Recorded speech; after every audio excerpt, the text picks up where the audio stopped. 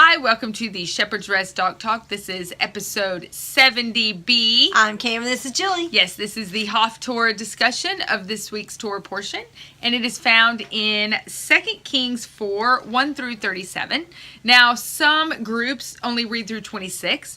We're going to read through 37 because, we're not really going to read through it, but we're going to talk about through 37 because it makes a lot more sense if you go all the way to 37. Actually, we might even go into 2 Kings 8 just to finish the story that we're going to talk about. This particular passage goes along with the Torah portion this week for a couple of reasons. There's a few reasons, actually. It contains two separate stories. One is a woman who is about to lose her children to a debtor because her husband racked up some debt and he died.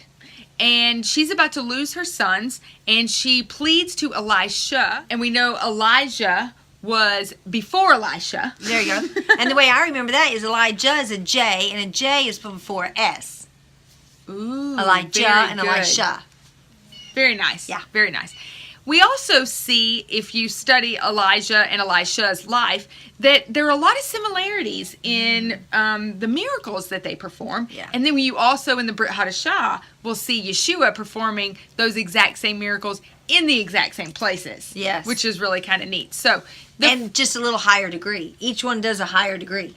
Yes. Yeah, that's true. They increase. All right. So the first one we see here, like I said, was the woman with the debtors, not knowing what to do. The second one is a woman who doesn't have a problem. She just is showing hospitality, like Abraham. She knows Elisha is a prophet and a great man. And it says in here that she's a prominent woman, which means in the Hebrew, it just means a great woman in her community. So she knows who Elisha is, probably from Elijah. Yeah. And we'll talk about that in a minute. But so she sees him and wants him to come into her house to eat, and then they end up building him a room. And what Elisha does to show kindness to her is promises her a son at the appointed time. Yep. And that hooks in with this week's Torah portion as well. All right, so let's start in 4:1. It says, "And a certain woman of the wives of the sons of the prophets cried out to Elisha, saying, 'Your servant, my husband, is dead, and you know that your servant feared Yahweh, and the lender has come to take my 2 sons to be his slaves.'" All right, so a little bit of history about this. It's believed that this is Obadiah's wife, and Obadiah was the steward to Ahab. And when Jezebel, we know the story about Ahab and Jezebel, when Jezebel was trying to hunt all the prophets down and kill them, he hid 1,000 in caves and fed them. And it's believed that that's how he became so far in debt. Oh, yes. Was because he was using his own money to provide for these prophets. And then what I love about this is he says, "Okay, well, what do you have in your house?" And she says, "I just have oil," And he says, "Okay, well, go gather empty vessels from all your friends." They brought the empty vessels in, and he said, "And fill the vessels."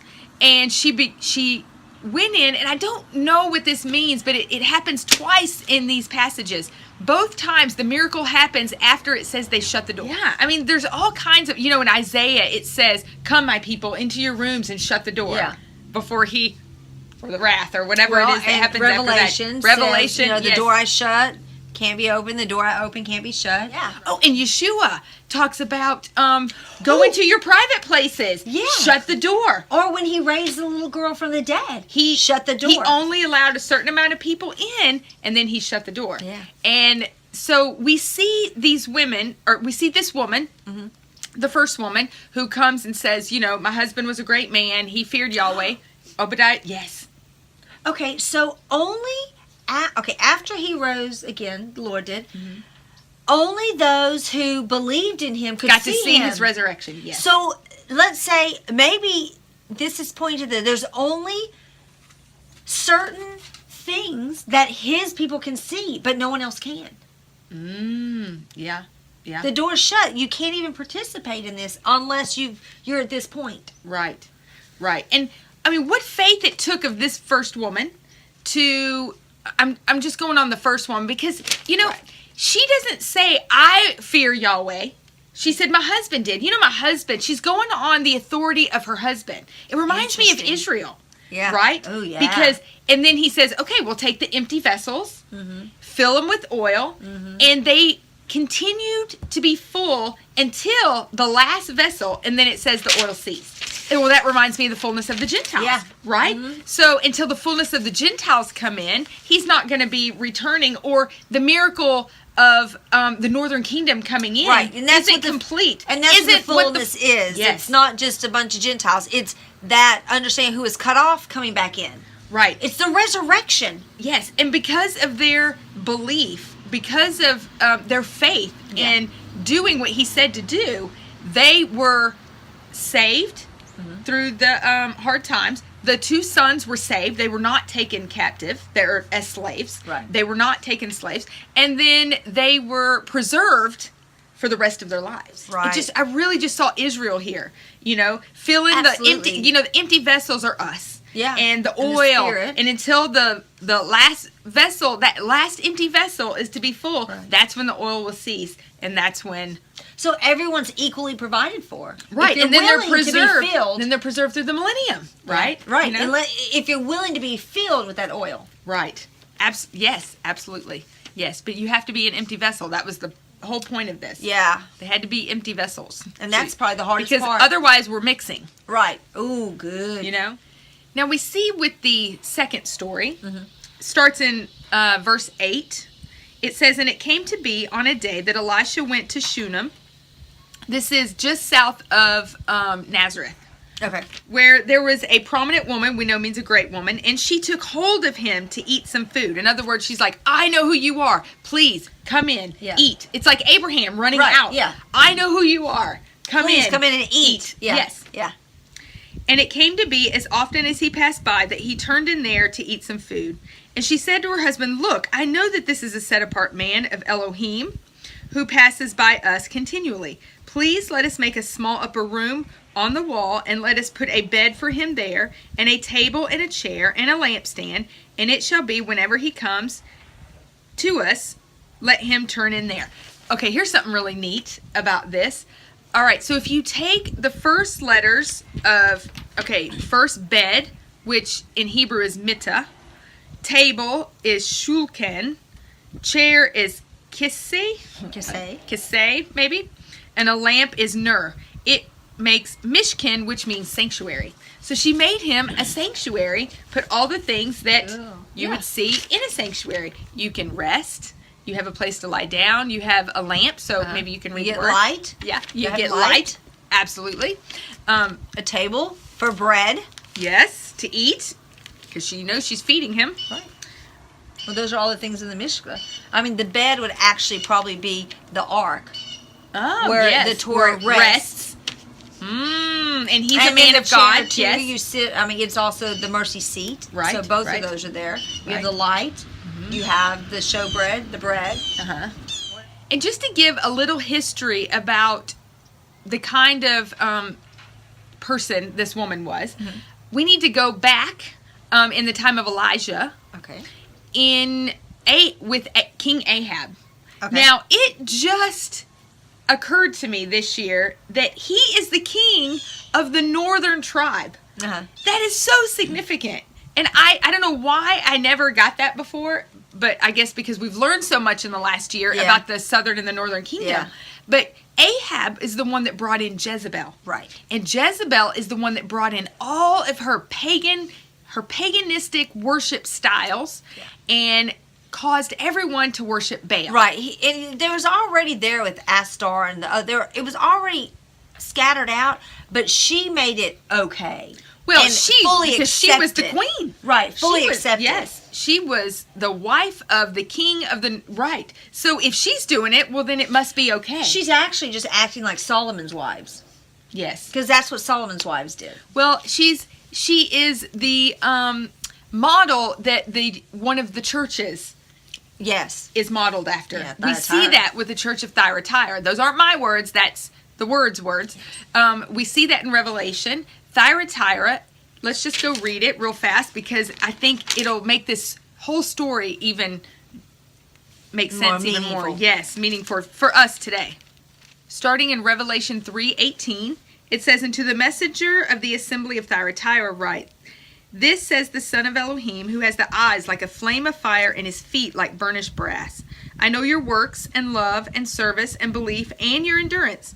And as for your works, the last are more than the first." So whoever this church is, their end time works are going to be greater than what they did at the beginning. Yeah.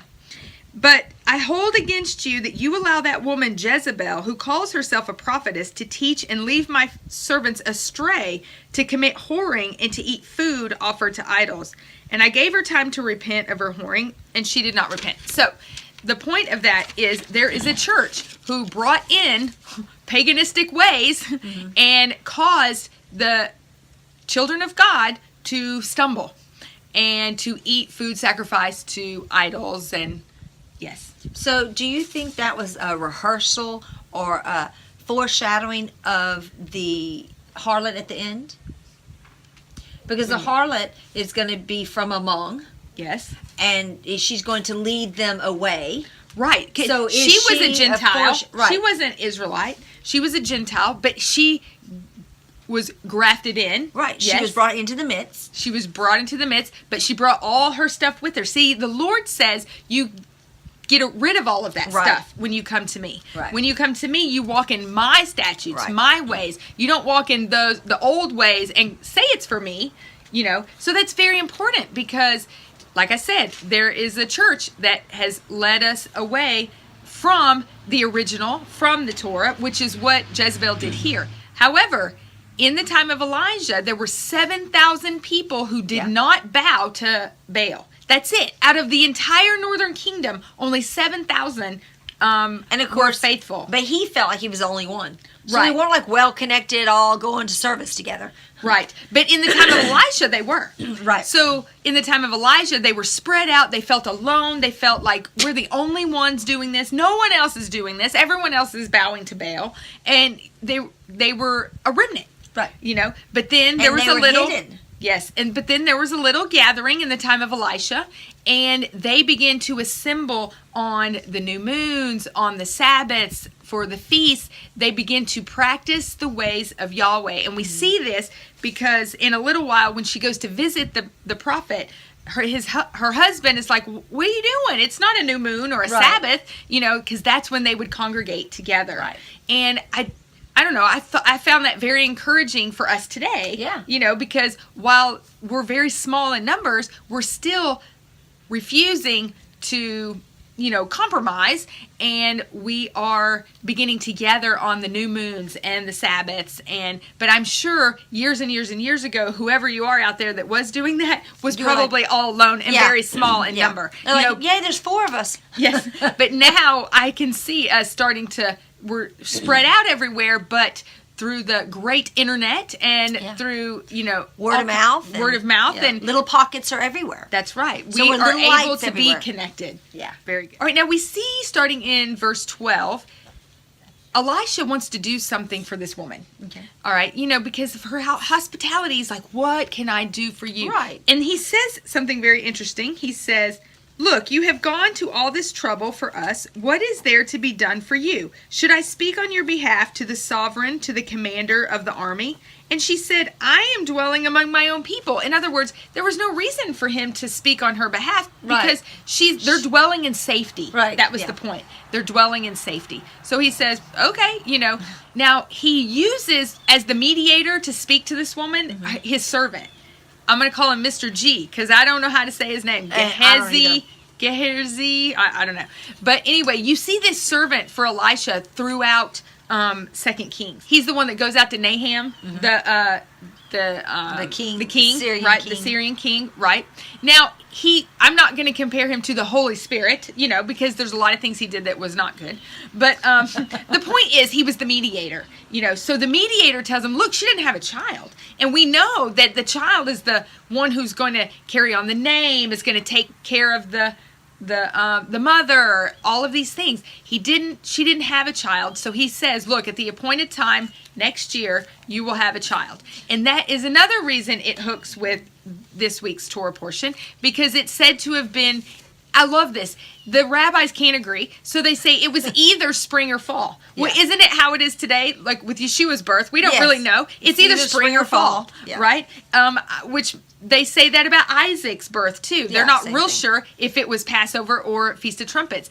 But what I love about that is that, well, what side of the coin are you on? Right. Are his first coming, Passover? He fulfilled, he did his thing on Passover, but his second coming will be Feast of Trumpets. Right. There are Jewish people that are just waiting for Messiah's first coming. Right.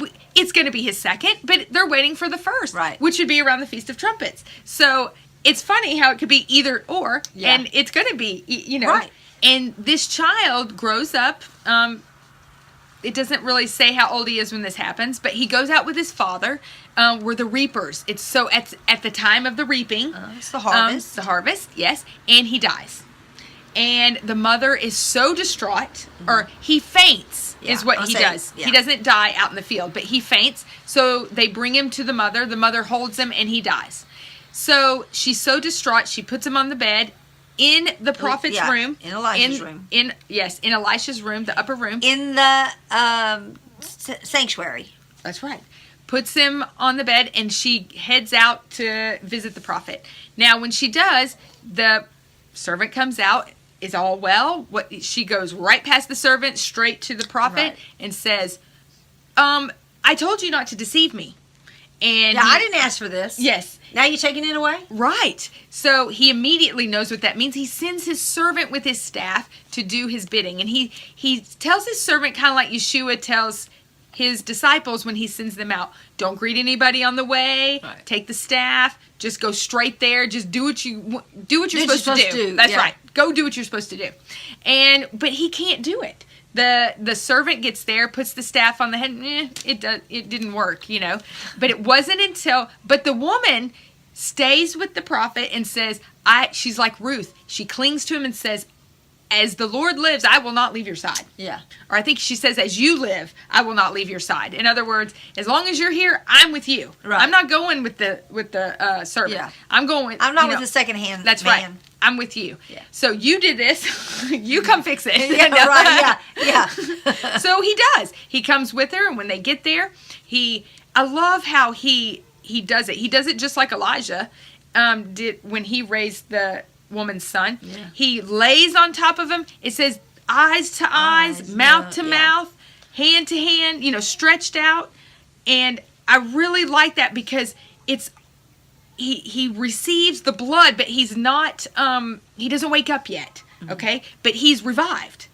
He's revived, but he's not fully resurrected yet. Right. I know this has a millennial connotation here. I know that it does.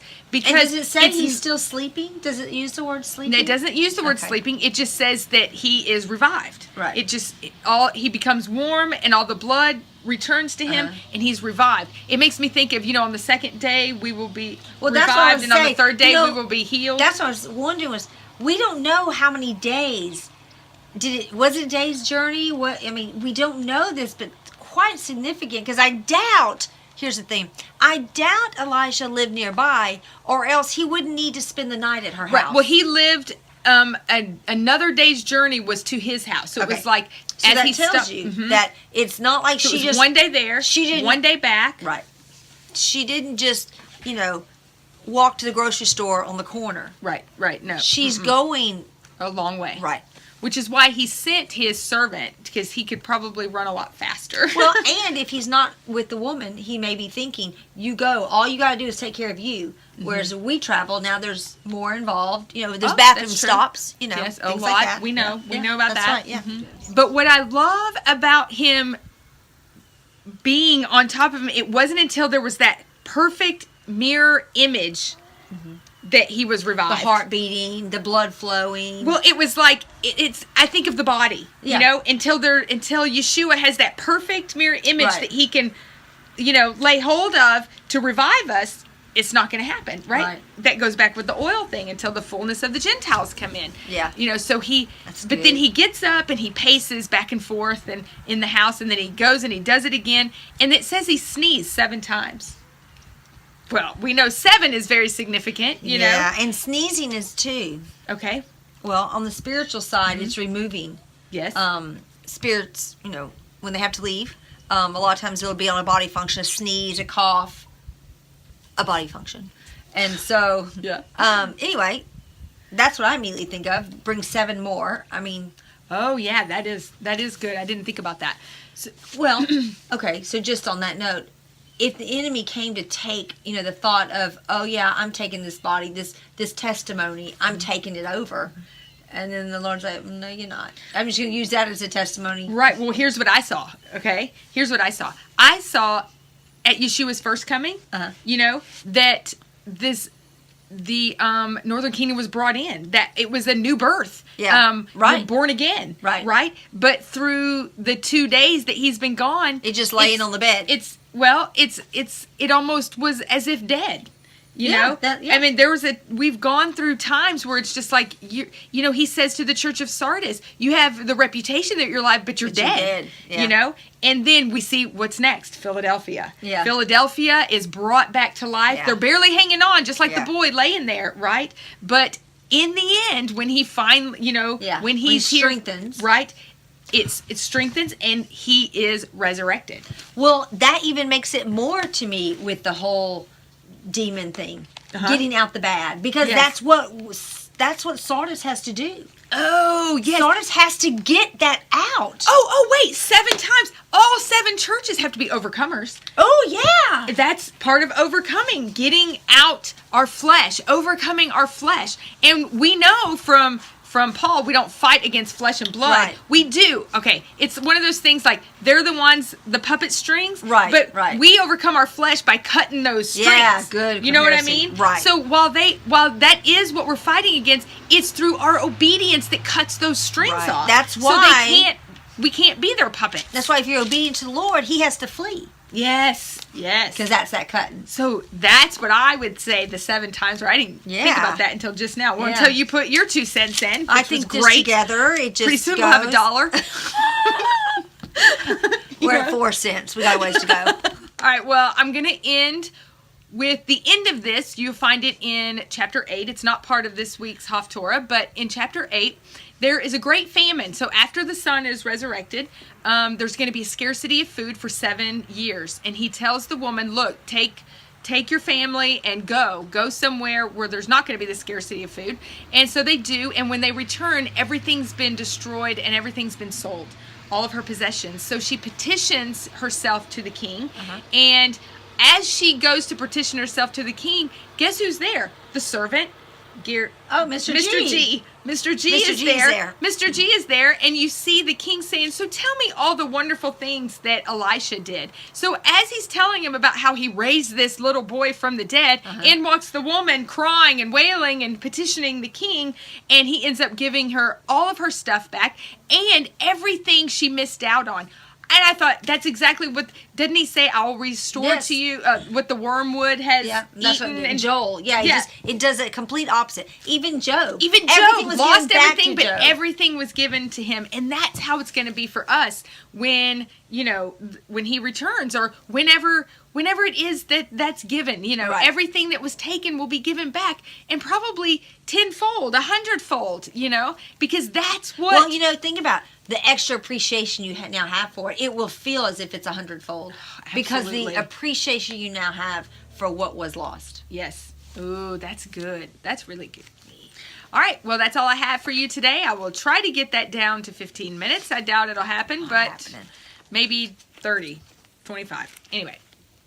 All right, well, we will see you next week with episode 71. Looking good for 71. Yeah. All right. We hope you have a fantastic week. Shalom.